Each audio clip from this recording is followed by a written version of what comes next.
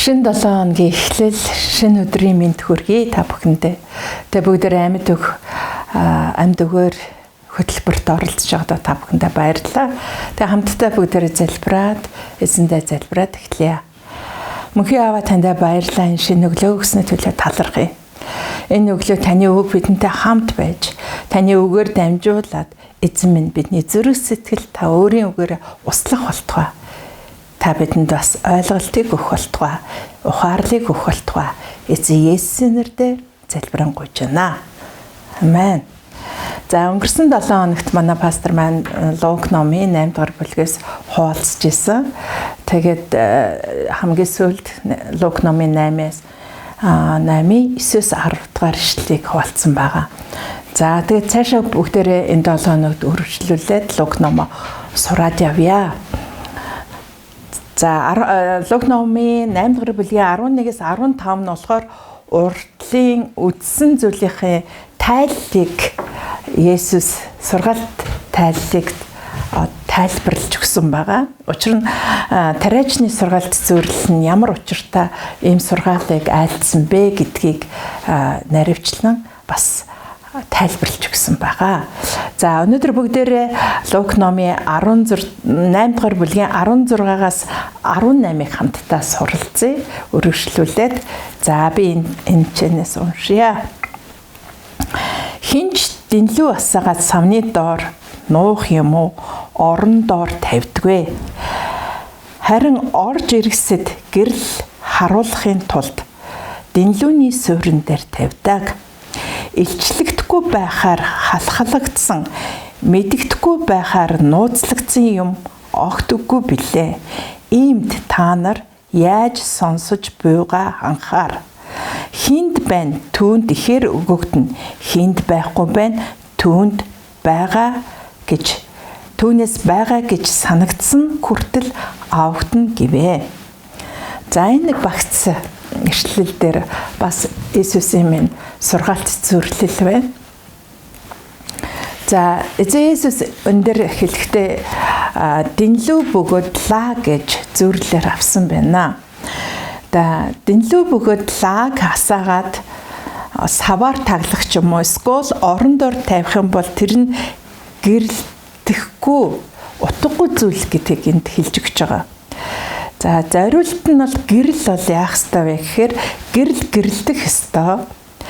Гэрэл нь бусдад харагдах, орж ирж байгаа хүмүүст замыг гэрэлтүүлж өгдөг зорилготой байгаа гэрэл нь. За энэ гэрлийг юутай бэлэгдэл болоод зөвөрлсөн бэ гэхээр эзэн Есүс энд зөвөрлсөн зүйлд нь гэрэл гэдэг нь болохоор Бурхны үг.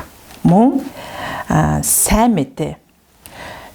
Тэгээд эзэн Есүсийн зааж өгч байгаа Тэнгэрийн улсын нууцуудыг гэрэл гэж төлөөлсөн байгаа. Тэгэд Есүс шавнартаа эдгээр нууцыг тайлбарлаж өгсөн. Тэднийг зөвхөн өөртөө хадгал гэж хэлээгүй. Энэ нууцыг гэрэлтүүл гэж хэлсэн. Гэрлийг гэрэлтүүлэх ёстой. Тэгвэл Есүсийн заасан сургаалыг мөн Бурхны үг мөн сайн мэдээг бусдад ярьж гэрэлтүүл гэж хэлсэн байна. Энэ зөвлөлөөр өнөөдөр бидэнд юу гэж хэлж байна вэ гэхээр бид тэр гэрлийг тэр нууцуудыг авчхаад эзнээс ирсэн тэр сайн мэдээ, эзнээс ирсэн тэр үгийн нууцуудыг авчхаад хадгалаад бити байгаасай. Харин үнийг гэрэлтүүлээсэ, бусдын замыг гэрэлтүүлээсэ. Мөн дэлхий даяар түгээх тэр дэлхийн дэнлүүний тэр сүр болоосоо гэж хүссэн баг. Дэнлүүний сүр. Дэнлүүний сүр нь гэрлийг гэрэлтүүлдэг, лаг тавиад гэрэлтүүлдэг бол бид тэр дэнлүүний суурь нь байгаад эзний үгийг бусдад зааж гэрэлтүүлээсэ гэсэн утгыг энд илэрхийлж байгаа. Мөн энд юу бас хэлэгдэж байна гэхээр зэрэг нууц бүхэн ил болно гэдгийг 17 дугаар ишлэлээр хэлж байгаа. Тэгэхээр зэрэг нууцлагдсан зүйл ил болох ёстой гэдгийг сануулж өгöd. Энэ нууцлагдсан зүйл нь юу вэ? Нэгдүгээр болохоор сайн мэдээ. Есүсийн тухайд энэ зөвлөлээр нууцаар зааж байгаа зүйл нь хожим нь дэлхий даяар ил тод тунгалагдах болно гэдгийг хэлдэг байгаа. Өнөөдөр энэ зөвлөлээр нууцхан Есүс өөрийнхөө талаар ярьж байхад шавнарн бөгөөд сонсож байгаа хүмүүс ойлгохгүй байгаа энэ нууц байгаа юм шиг.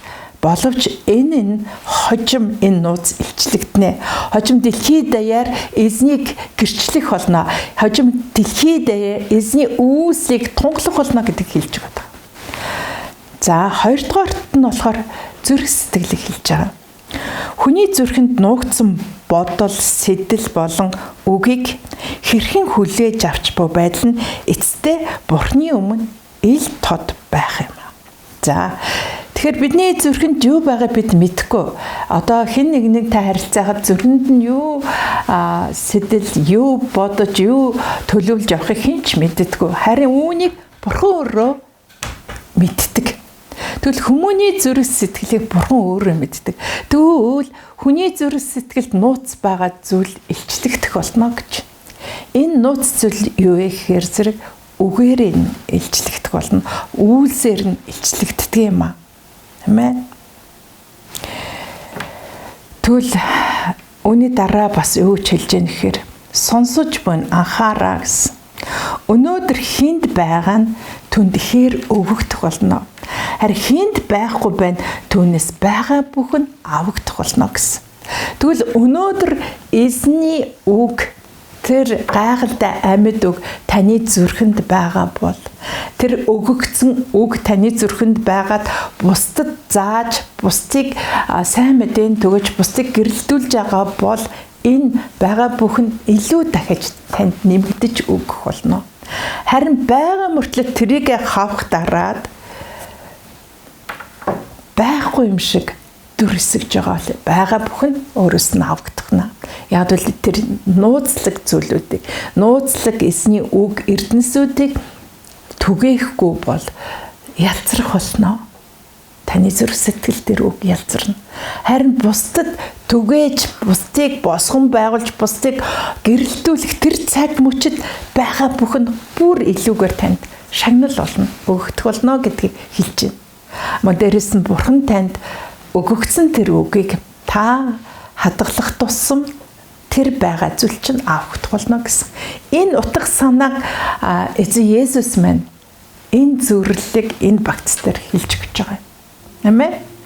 Тэг өнөөдрийн бидний суралцсан зүйл бол бид эзний үг, сайн мэдээг бусдад гэрэлтүүлцгээе гэсэн уриандаар явагдаж байна. Тэг бүгдээ хамтдаа залбирая. Баярлалаа эзэн минь ээ. Өнөөдөр өгөгдсөн үгийн төлөө баярлалаа эзэн.